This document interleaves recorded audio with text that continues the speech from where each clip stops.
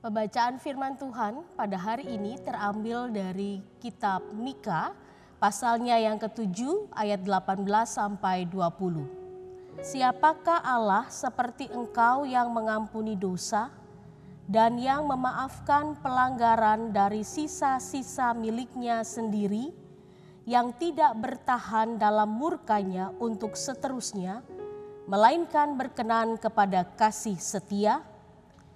Biarlah ia kembali menyayangi kita, menghapuskan kesalahan-kesalahan kita, dan melemparkan segala dosa kita ke dalam tubir-tubir laut. Kiranya engkau menunjukkan setiamu kepada Yakub dan kasihmu kepada Abraham, seperti yang telah kau janjikan dengan bersumpah kepada nenek moyang kami sejak zaman purbakala. Yang berbahagia ialah kita yang membaca, merenungkan, dan memelihara firman Tuhan. Haleluya. Bapak, Ibu, saudara-saudari, dan anak-anak yang dikasihi oleh Tuhan. Bacaan kita pada hari ini berlatar belakang situasi krisis yang dihadapi oleh bangsa Israel. Mereka berada dalam situasi yang penuh dengan kekhawatiran dan ketakutan, bahkan ketidakpastian yang begitu kuat di tengah-tengah mereka. Hari ini kita boleh bersama-sama memperhatikan bagaimana cerita dari Mika menggambarkan sebuah gambaran tentang Allah yang memiliki kasih dan juga pengampun. Dalam kitab Mika ini bukan hanya berisi tentang gambaran Allah yang menghukum karena umatnya melakukan dosa, namun pada ayat yang ke-18 sampai 20 kita menemukan sosok Allah yang penuh dengan kasih, yang senantiasa memberikan pengampunan kepada mereka yang mau bertobat. Pengalaman iman dari sosok Mika sangat meninggikan anugerah dan belas kasihan Allah.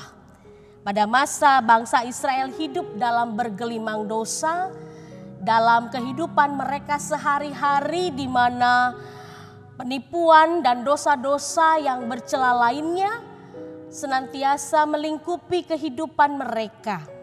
Dalam ratapannya, Mika berkata, kalau kita perhatikan dalam Mika 7 ayat 2, orang jujur sudah lenyap dari negeri, orang yang setia kepada Allah tidak ditemukan lagi.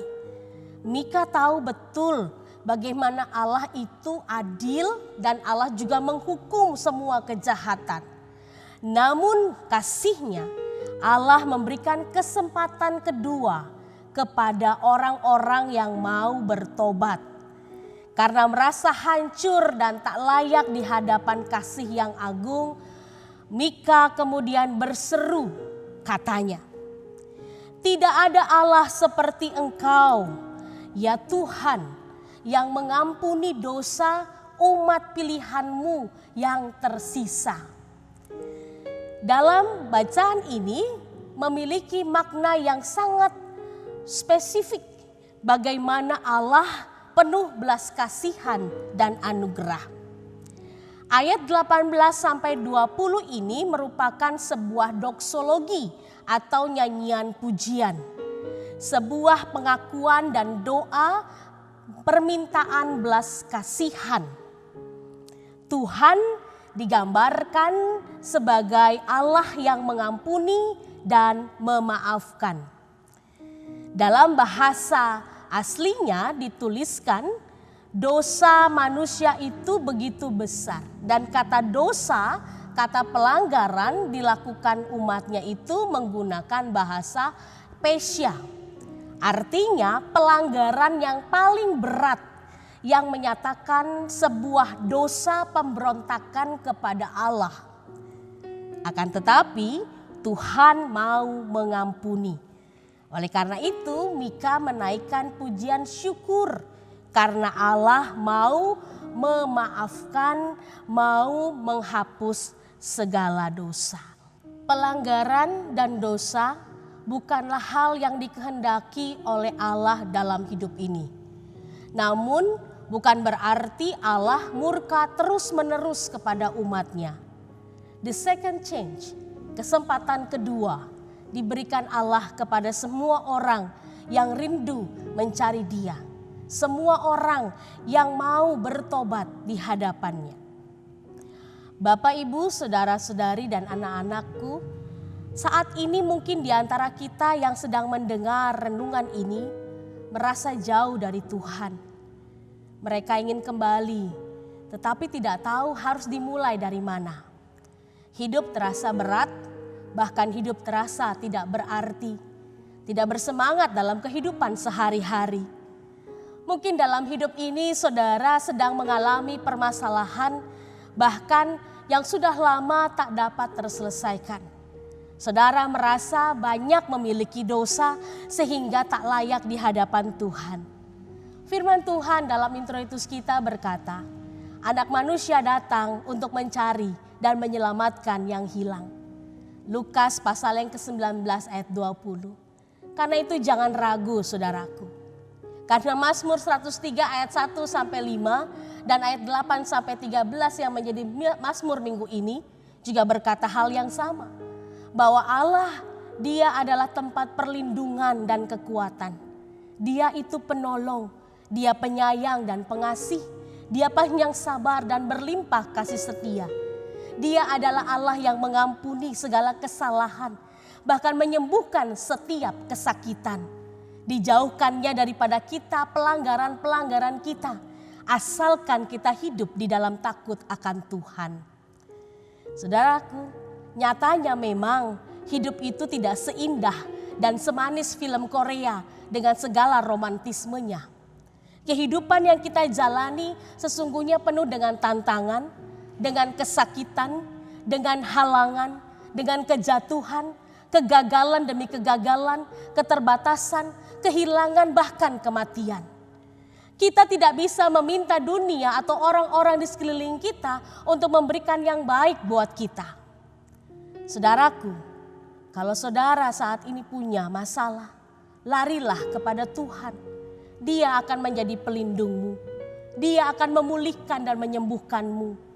Tuhan itu selalu ada menolong kita tanpa melihat dosa-dosa dan kesalahan kita. Kalau saudara saat ini merasa bahwa tidak ada jalan keluar dalam masalah yang saat ini saudara sedang alami, mintalah bimbingan Tuhan. Ceritakan semua masalahmu kepada Tuhan. Dia akan memberikan jalan keluar. Jangan menyerah, terus datang dan datang kepadanya sampai Dia memberikan jalan keluar. Ingatlah saudaraku, bahwa Tuhan itu tidak pernah jauh dari kita. Dia selalu ada untuk kita. Dia menjadi penyelamat kita.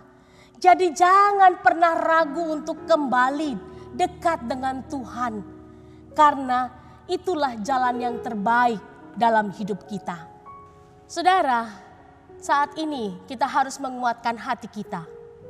Jika ada persoalan yang saat ini saudara sedang hadapi, jangan lari. Jika saat ini terjadi tragedi atau kehilangan, ikhlaskanlah diri. Sadarlah bahwa kita tidak pernah sendiri. Ada Tuhan yang selalu menemani. Percayalah bahwa Tuhan ada di masa-masa yang paling sulit.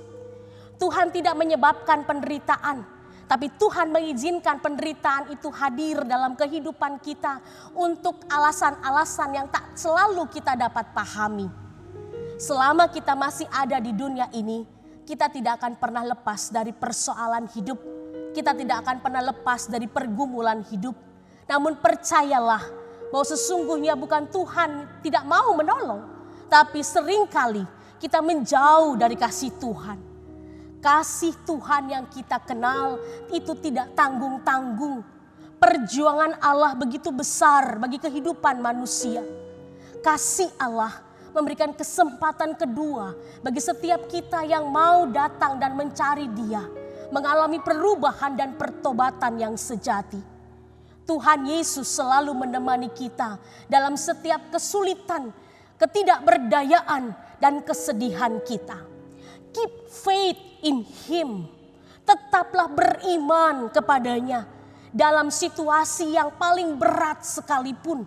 Jangan pernah berpaling dan jangan pernah berhenti. Percaya dan terus berharap hanya kepada Dia, Sang Juru Selamat.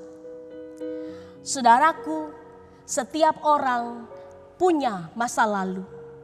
Setiap orang punya luka. Setiap orang punya rahasia. Setiap orang punya masalah. Sekelam apapun masa lalumu, sedalam apapun luka-lukamu, seburuk apapun rahasia hidupmu, sesulit dan seberat apapun masalah yang kau hadapi, katakan pada dirimu, masa lalu membuatku kuat. Katakan pada hatimu, aku mengampuni dia yang menaruh luka. Katakan pada batinmu, ku ikhlas dan berdamai dengan rasa kehilangan dan keberadaanmu. Katakan dalam pikiranmu, ku hadapi persoalan dengan tenang. Dalam kelemahan dan kerapuhan, Tuhan menyapa dan merengkuh kita. Dalam keheningan dan keikhlasan, Tuhan membelai dalam kasih dan damai di hati kita. Temui dan temukan cinta bersama dengan Tuhan. Karena kasih Tuhan memberikan kesempatan kedua buat saudara dan saya untuk kita semua merasakan kasih yang sempurna, kasih yang memberikan kelegaan, kasih yang memberikan pengampunan, kasih yang melawat setiap kehidupan. Selamat merayakan dan merasakan kasih Tuhan. Amin.